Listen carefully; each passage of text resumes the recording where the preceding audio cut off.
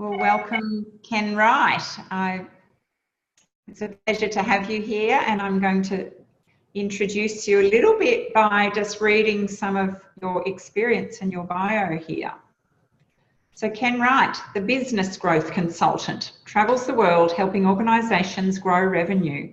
He helps them get the most from a company's greatest asset, human capital.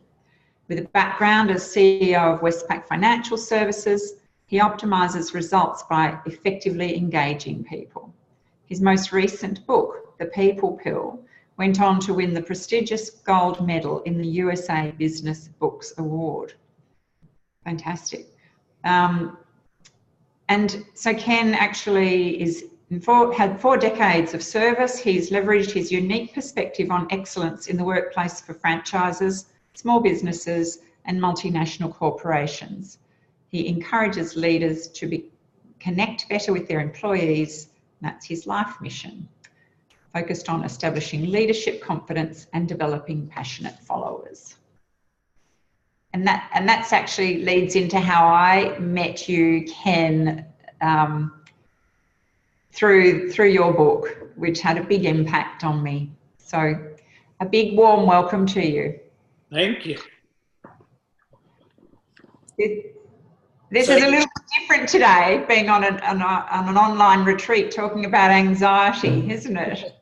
Yes, it certainly is. And and anxiety, it's pretty amazing, Nicola, when you talk to me about it. And, as you said, I had 4 decades and I was in the bank for 35 years. And I left school at 16, actually, to play professional sport. And, I didn't have anxiety around the sporting arena and stuff like that. But it was amazing within the bank because corporates can be very political. And there's lots of anxiety and lots of anxious people. And it's really hard to show it because once you show that anxiety, it's often seen as a weakness, and people, there's nowhere to go to. You can't go to HR because, people will say, well, we have to watch this guy, he's going to finish up with depression, or he's going to finish up, claiming against the company or whatever. So there's a real stigma to it, or there certainly was. Hopefully it's getting better now, but certainly it was 20 or 30 years ago when I was working in the bank. And I certainly had many anxious times.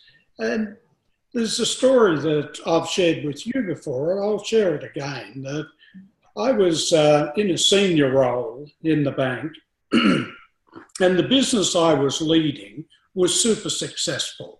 I thought the profits were outstanding and the engagement of the team was outstanding, up in the 90%, and the engagement of customers up in the 90% range as well, whereas the rest of the bank was about 45 or 50%.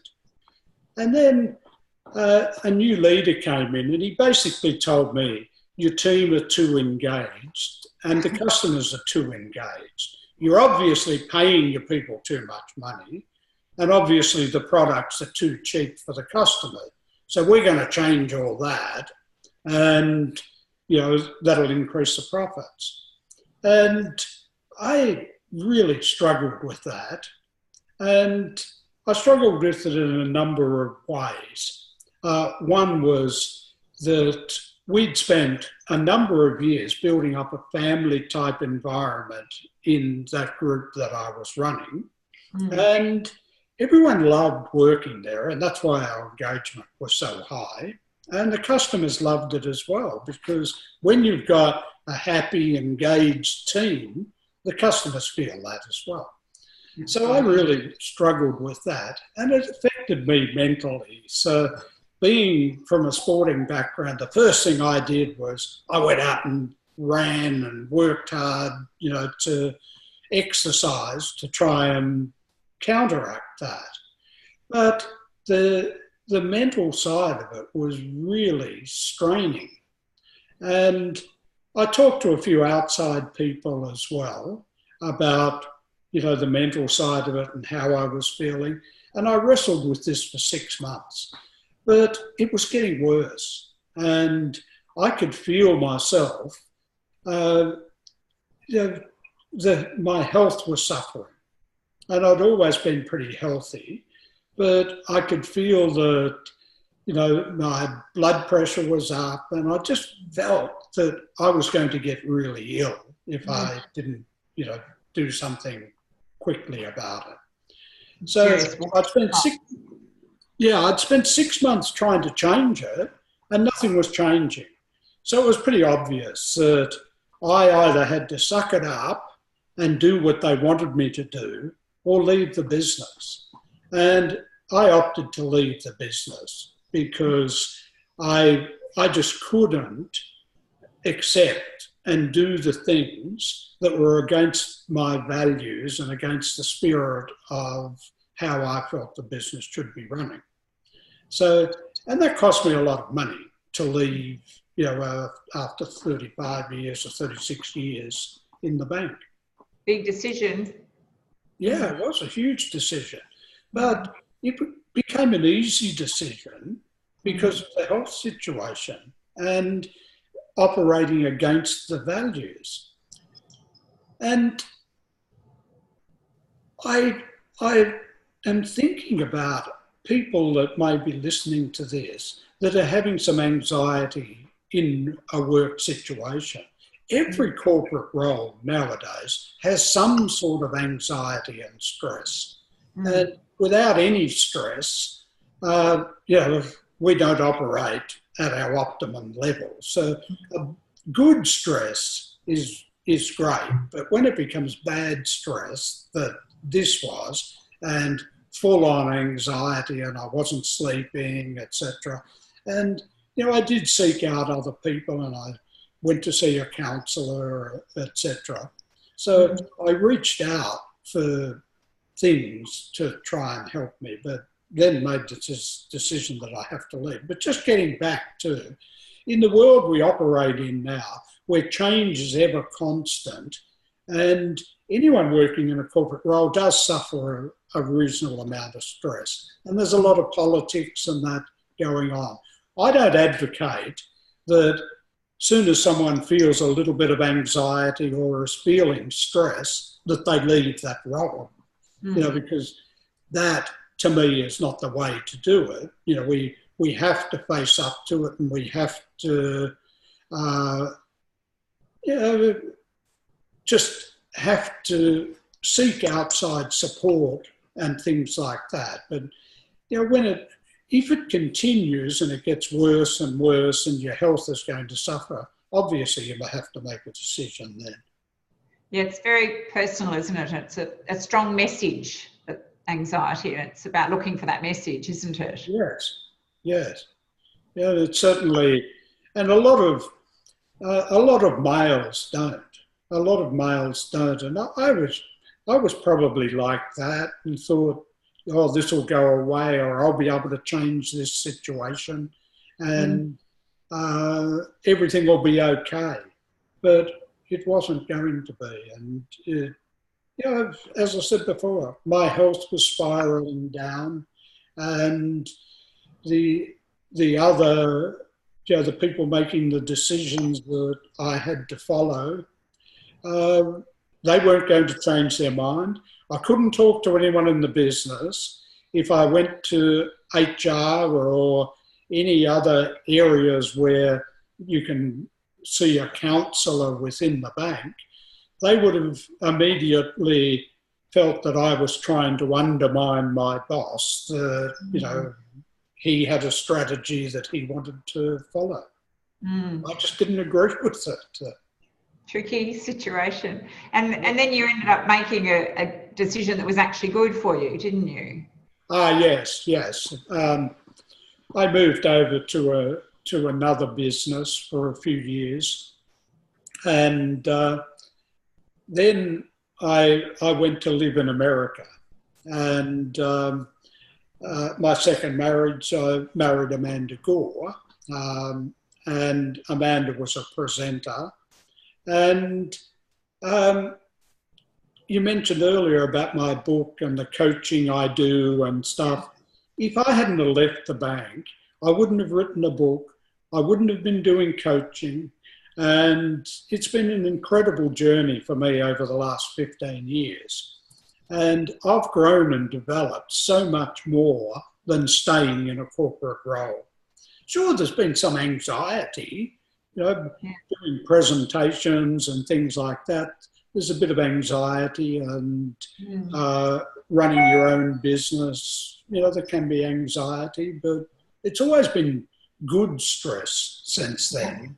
And, it's been an amazing journey for me, which wouldn't have happened, as you said, if I stayed in a corporate role. No. And it's a real heart, path of your heart, wasn't it? Because I remember that resonated so strongly with me when I read about heart-centered leadership and that family concept, and it was so reassuring. And I was leading a team and loved reading that, and it was refreshing. And yes, so, you've had an impact across a whole different area of, who knows how many people have read that book, and so many sectors, and heard about heart-centered leadership now. No, thank you for that. And when that's the other thing that I wouldn't have done when I was in America. I did a number of courses at the School of Spiritual Psychology in North Carolina. Oh, wow. I attended there as a participant, and every 3 months I used to go there for a week. And did courses like sacred service and spirit healing, and lots of that was about operating from the heart and heart meditations and that sort of stuff. That's another area that I would never have had the opportunity to grow and develop in if I had stayed in Australia in corporate roles. Yeah, well, there's probably another book in that for you, Ken. I also remember in our chat there was a moment you spoke of the useful part of anxiety when being promoted. Can you say a little bit about that? Sorry, the usefulness of having that. You were speaking about being under promoted, and if we didn't have some sense, that useful part of anxiety. Yes, and that's it's a quote from Jack Welch when he was the head of or CEO of GE. And I remember reading him talking about people feeling anxious when they get promoted. And his quote ran something like, if you're not feeling anxious when you go into a new role, you've been under promoted. Because he felt that if you were put into a role that was a significant jump up for you, you are going to have some anxiety, and there's a lot of change going on. And that's what I was saying before about good stress. And in any corporate roles now, it doesn't matter, corporate roles or any job, there's stress. There are, there's stresses that come out. I just had a day today working with a lady here who does our MYOB, and a day of doing accounting and book work with her. And I was stressed. I had stress and, pulling my hair out thinking, wow, I just don't get. And I'm very good with figures and things like that. And I just, understand the stresses in everyday life. Yeah, I can say just me starting some online work, I get quite stressed about, it's new for me. So, have I pressed record? Have I done this? Have I done that? So there's an edge there for me, of course, because it's new. And for us to expect to be able to do new things without that edge of anxiety and some some amount of stress would be unhuman, wouldn't it? It certainly would. Yes. Yeah. Yeah. And you know, like what Jack Welch said, yeah, it would be unfulfilling if you go into a role and everything's easy. Yeah, exactly. Even though I don't like it, but I don't like the feeling still, but I do it anyway. Yes. Well, Ken, thank you so much. I think you've really offered a lot of yourself, and I really appreciate you speaking to us today.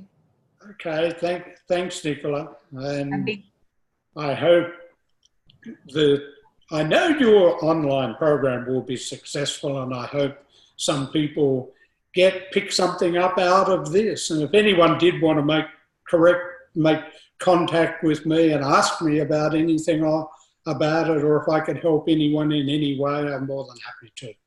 Thank you. There'll be a link below your this interview for you. Excellent. Thanks, Ken. Thanks, Nicola.